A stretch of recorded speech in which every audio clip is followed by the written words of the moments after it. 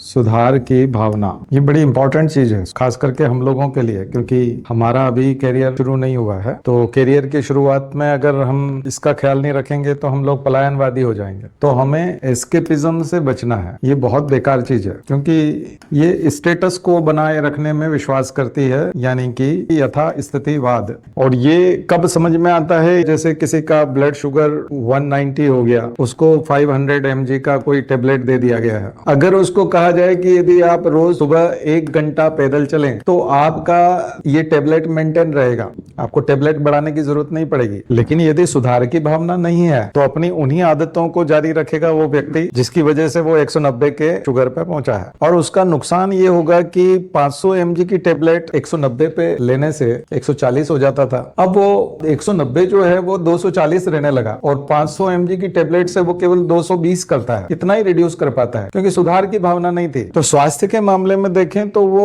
और डिटेरियोरेट होता चला जाता है और नुकसान होता चला जाता है। इस तरह से आपका पेंक्रियाज खराब होता चला जाएगा, आप बीमारी से गिरते चले जाएंगे, और आपने वो जो घूमना 1 घंटा वॉक करना है वो शुरू नहीं किया। सुधार की भावना अब आप लोगों के लिए, खास करके एग्जाम वालों के लिए, कि आपने 8 घंटे पढ़ाई की, 100 क्वेश्चंस वाले क्वेश्चन पेपर को आपने सॉल्व किया, आपने सारे अटेम्प्ट कर डाले और मात्र 44 क्वेश्चन आप सही कर पाए। तो 2 चीजें होनी पड़ेगी यही तो। एक तो कोशिश करें कि 8 से 9 घंटा करें, और इनके घंटे की जो क्वालिटी है वो बढ़ाएं, परिवर्तन लेके आए, उसमें सुधार की भावना का विकास करें। तो इसलिए अभी आप मौलिक कर्तव्य जाके पढ़ेंगे तो प्रत्येक नागरिक का कर्तव्य होगा कि वो अपने अंदर सुधार की भावना का विकास करे। तो हमारे गुरुजी का जो वाक्य है, हम सुधरेंगे युग सुधरेगा, वो आ गया उसमें मौलिक कर्तव्य कि हम अपना सुधार, और अपना सुधार संसार की सबसे बड़ी सेवा है, एक और कोटेशन है उनका, और हम सुधरेंगे युग सुधरेगा। तो सुधार की भावना बहुत जरूरी है। इसके बिना आप 64 पे नहीं पहुंचेंगे। अगर आप 64 पे पहुंच जाते हैं 100 में से, तो आप सिलेक्ट हो जाएंगे। 20 क्वेश्चन आपको बढ़ाने हैं। टेस्ट पेपर हजारों की संख्या में अवेलेबल है इंटरनेट पर, आप चेक कर सकते हैं कि आप में सुधार हुआ है कि नहीं। रोज पढ़ाई की क्वालिटी बढ़ाओ, रोज पढ़ाई का समय बढ़ाओ, क्वालिटी और क्वांटिटी दोनों बढ़ाओ। क्वांटिटी बढ़ाने से अगर क्वालिटी घट रही है तो क्वांटिटी मत बढ़ाओ, क्वालिटी बढ़ाओ। लेकिन क्वालिटी मेंटेन रहती है तो फिर क्वांटिटी बढ़ा के देखो। किसी को 1 घंटा एक्सरसाइज करने से 10 किलो वजन उठाने से बॉडी नहीं बन रही है, तो 10 किलो वजन को सही तरह से उठाओ 1 घंटे तक, तो बॉडी बनेगी। और मान लीजिए 10 किलो से बात नहीं बन रही तो 12 किलो करो, और 12 किलो से भी बात नहीं बन रही तो फिर 1 घंटे को 1.5 घंटे में बदलो, फिर देखो कि कितना फायदा होगा। डेफिनेटली रिजल्ट आएंगे, कभी न कभी तो आएंगे। दोनों में बदलाव करना पड़ेगा, क्वालिटी में भी और क्वांटिटी में भी। तो चाहे स्वास्थ्य का क्षेत्र हो, चाहे पढ़ाई का हो, चाहे एक्सरसाइज का हो, कहीं पे भी देखो